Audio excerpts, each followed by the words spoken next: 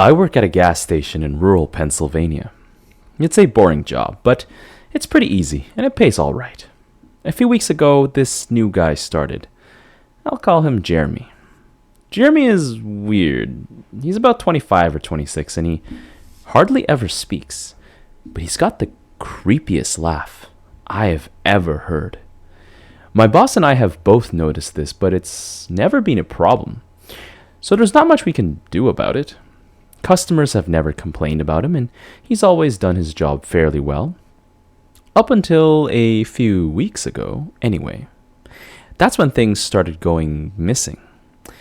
Employee theft can be a problem at any business that sells consumer goods, and there's only one person working at a time at this gas station. It's a pretty small place. About 2 weeks ago, my boss started noticing that we were short on motor oil.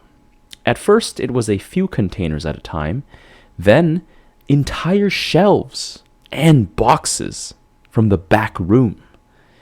Pretty soon, entire shipments would be gone the day after we got them, and it would always be right after Jeremy's shift.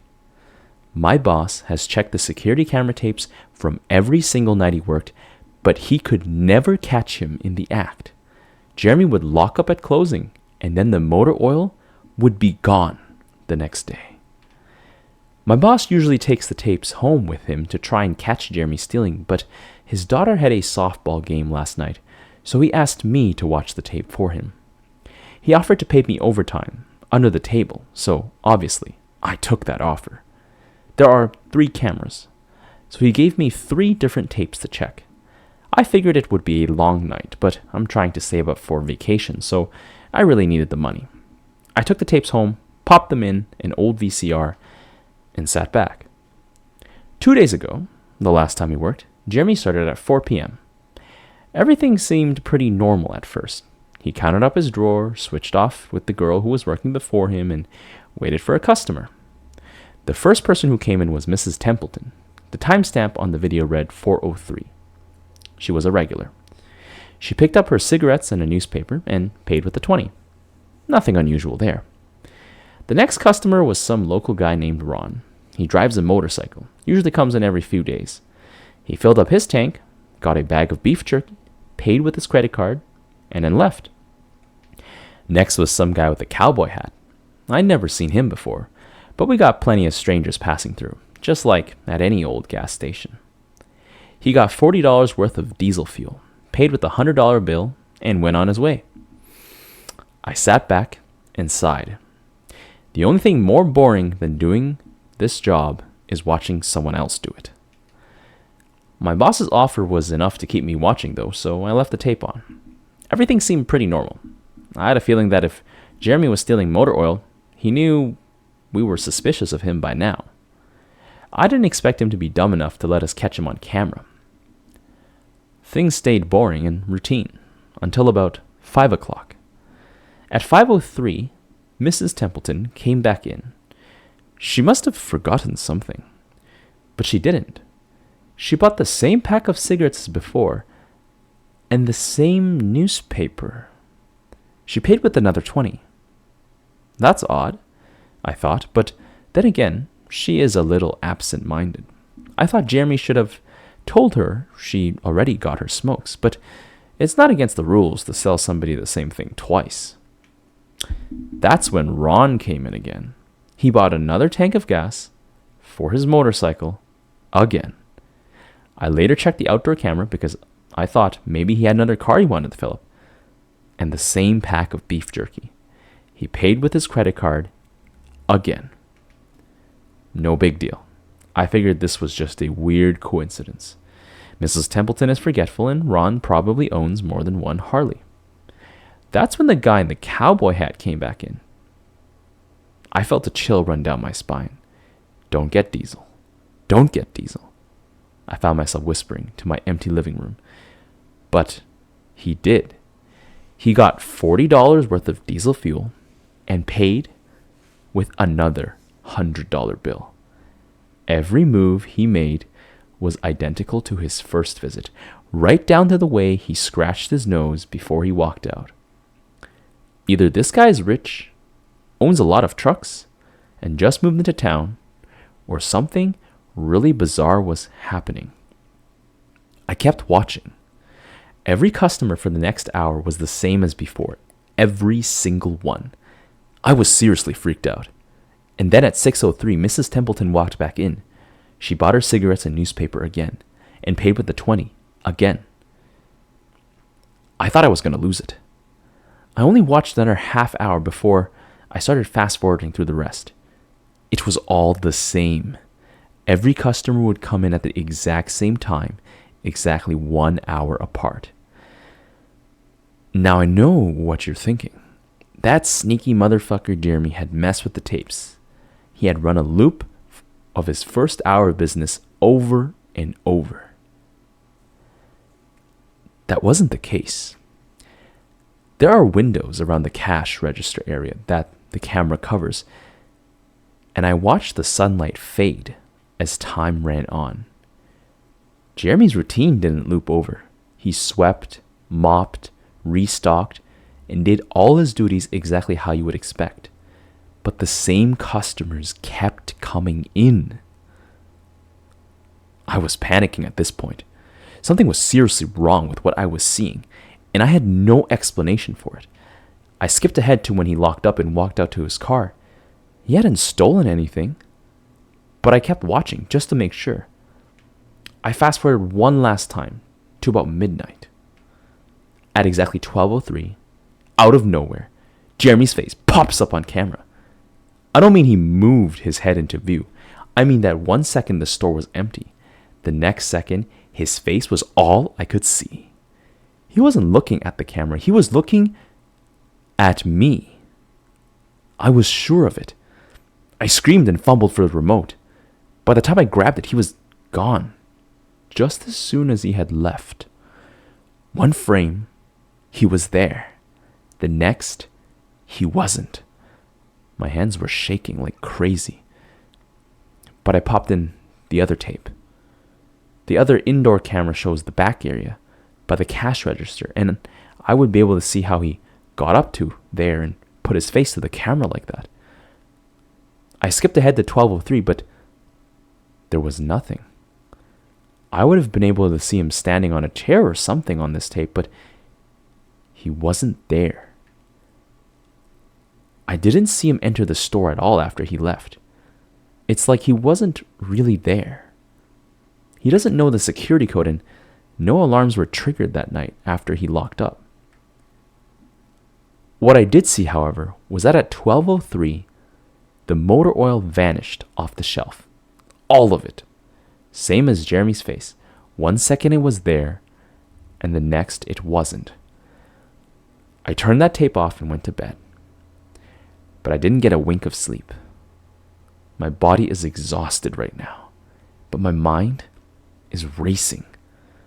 That tape was undoubtedly the creepiest, most disturbing thing I have ever seen in my life.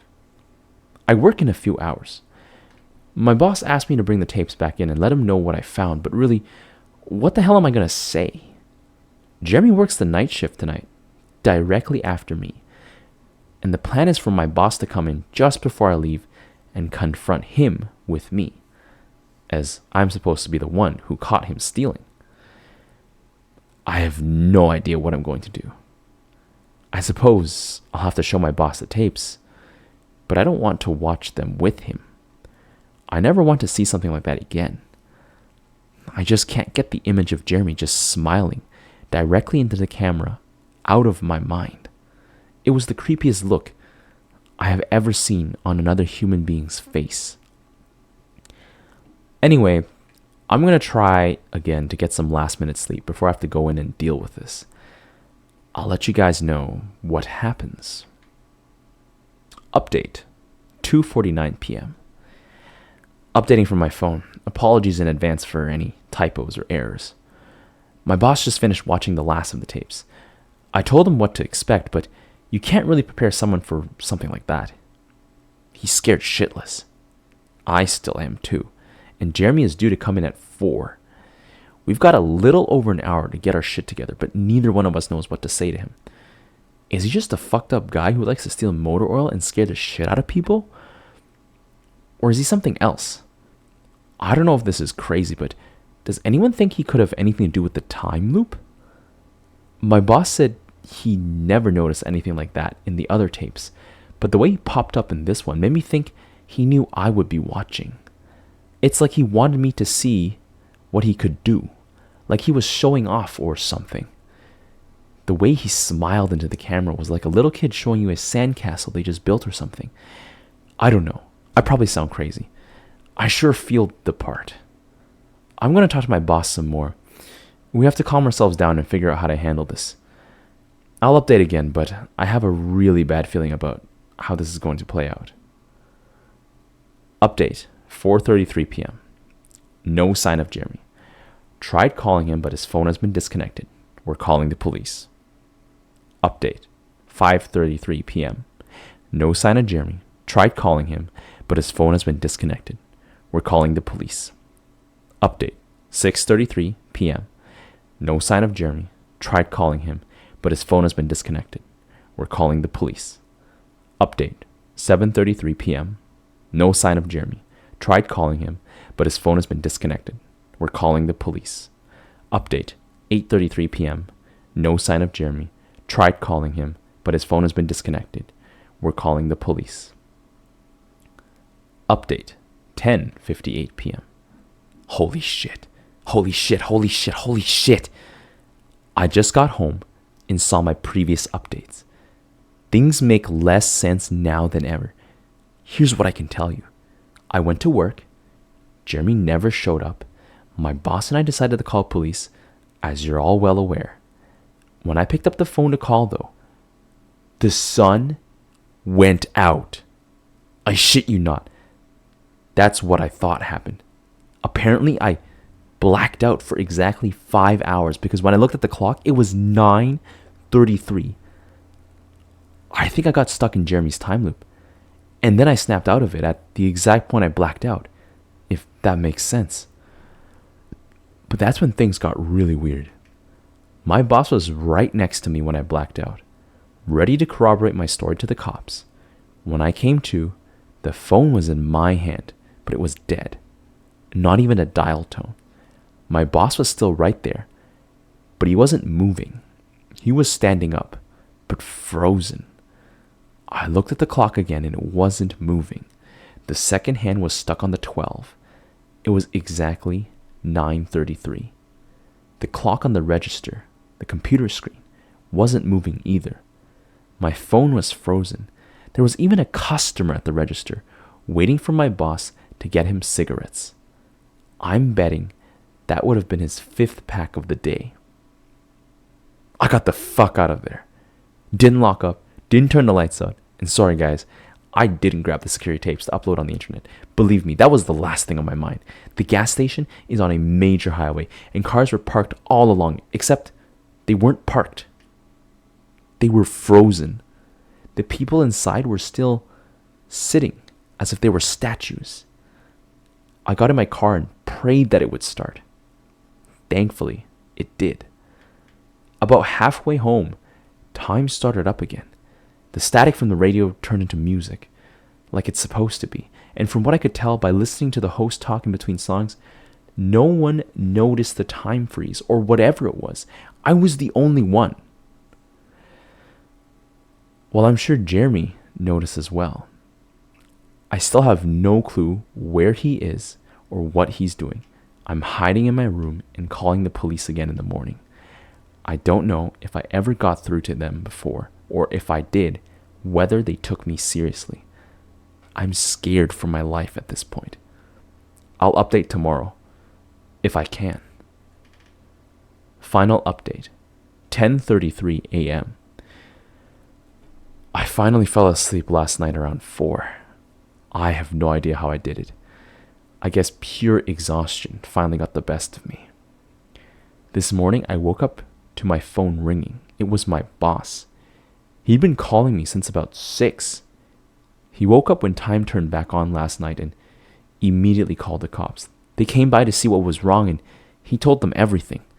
The police around here are all small-time guys. They were more concerned with the missing motor oil than anything, but my boss figured he would take it as long as he had their attention. They decided to go looking for Jeremy. We keep all our employees' applications on file, and since Jeremy just started working here, his was easy to find. They checked the address on it and headed over to his house. You're not going to believe what they found.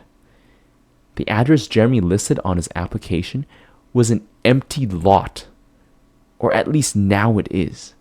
There used to be a house there, but it burned down in 1993. Being a small town, almost everyone remembers that fire. A family of 4 used to live there way back when. Rumor has it that they had an estranged son who they never really talked about, but I can't say for sure if that's true. What I can say is true is that after an insurance investigation, the fire was ruled an arson. The entire house was soaked in oil and torched with a Molotov cocktail. The entire family was sleeping when it happened. None of them survived. They never caught the guy who did it. Rumor has it that when they tried to contact the estranged son, no one could find him. Anyway, my boss called and told me this, and I freaked out. Then he asked me to come to the gas station. What? Are you crazy? I said. But he assured me that the cops were there with him. Then he dropped a bomb. The FBI were also in town, and they were going to talk to me one way or another, so I might as well come in. It was about 7:15, and I wanted to go back to bed, but I figured I wouldn't be able to sleep much more anyway, so I went down.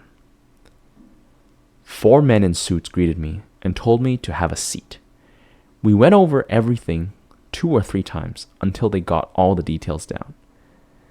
I told them about Jeremy, the security tape, last night at work, everything.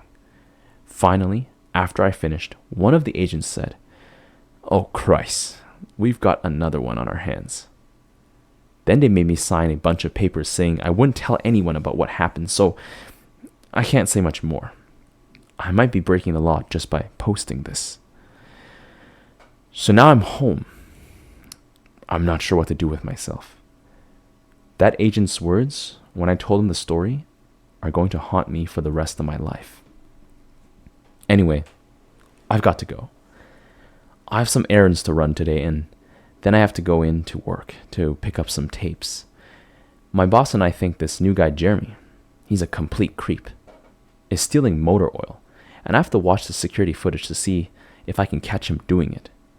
I have better things to do, but my bosses pay me overtime, under the table, and I'm trying to save up for vacation, so I could really use the money. It should be pretty simple. The oil always goes missing right after his shifts. I figure I'll just watch the tapes, catch him in the act, and that will be that. Hello. That's the end of our story. If you're still here at this point, you must have enjoyed this story. Consider supporting my channel by subscribing, ringing the notification bell, or sharing this with a friend. Additionally, you can support me on Patreon if you would really love to help me grow my channel. Thank you, and until next time.